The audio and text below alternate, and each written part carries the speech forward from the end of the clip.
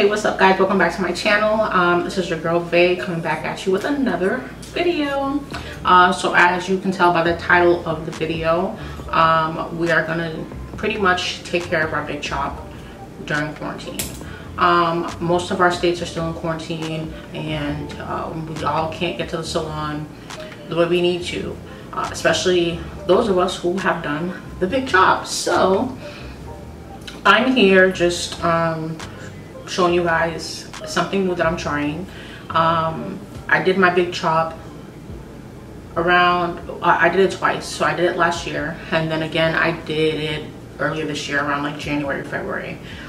So now we are in August, and I'm just trying new things to see what helps with my hair growth and things like that. So today we are going to be trying we're going to be trying a Seamoss concoction that I created.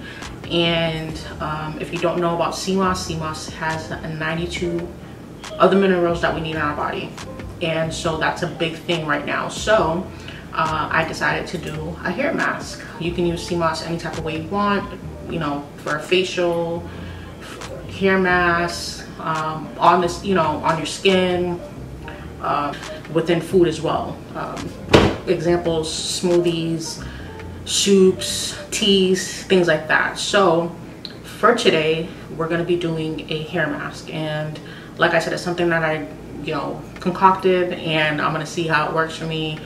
And then, you know, throughout time I'll show you guys my progress, and you know, maybe you guys can try it as well. Doing the big chop right now, especially during these times, is big. I see a lot of women doing it. You know, you have, you know, even stars doing it, like Tiffany Haddish. You have Azalea Banks, who just recently cut her hair off. So right now, you know, Black women are taking their power back, and we are just trying to take care of our natural hair. A lot of us wear wigs, like me, as a protective style, and you know, you still want to take care of your natural hair underneath these protective styles. So that's what I'm doing.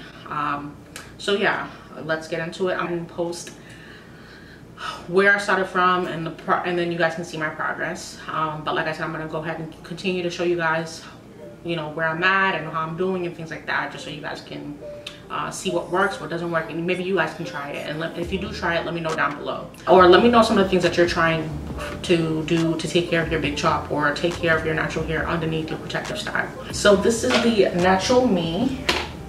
I just took out my Meek Mill braids underneath my wig, and I'm gonna go ahead and just do a little comb out.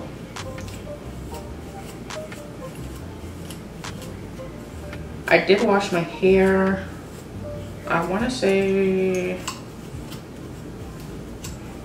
maybe last week sometime, earlier last week, maybe like Monday or so, Monday, Tuesday.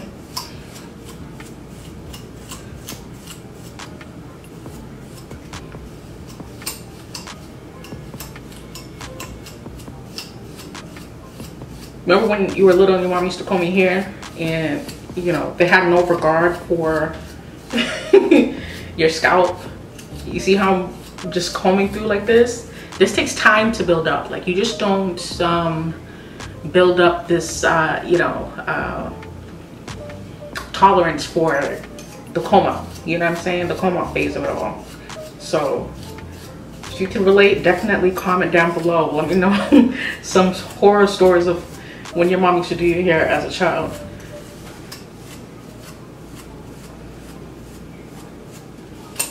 Ooh. And throughout this time of me doing this big chop, I fell in love with my natural hair. Like, I do these wigs and things like that, but I love the texture. I didn't realize how curly my hair was. I'm not sure if that's because of my dad or, you know, through lineage throughout my family, but you know, my hair really curls up, and I love that. And I'm curious to see, I need to do a little bit more research on hair textures, and that sucks because I am a hairstylist, so I should be knowing this stuff. But I'll be curious to see what texture category my hair falls in. So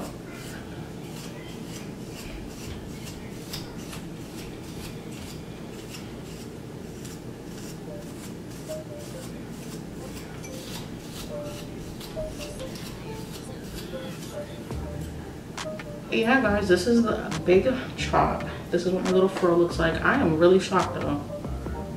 I didn't think it was this big. I thought it was smaller than that.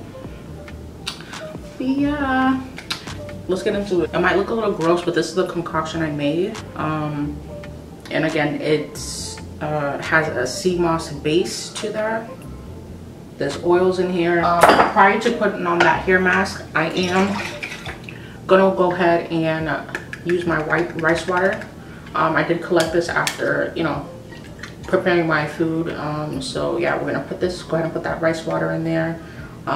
Rice water, you can just wash your rice, and that starch water from that rice, after washing, you just put it in a jar or a mason jar like this, or cup, whatever it is that you want to keep your rice water in. But this is what I chose, and I'm gonna go ahead and wet my hair down with this and then put the mask on. So let's get into it.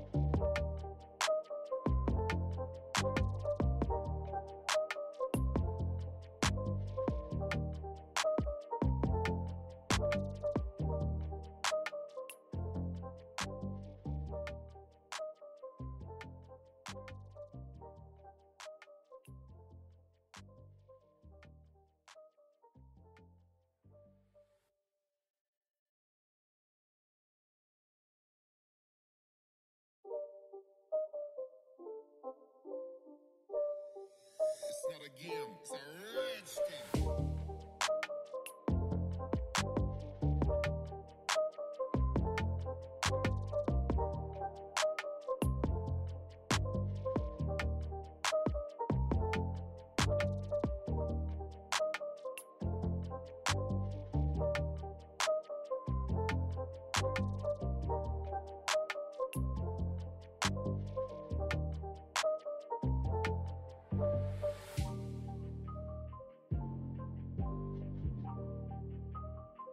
You guys can see that curl pattern.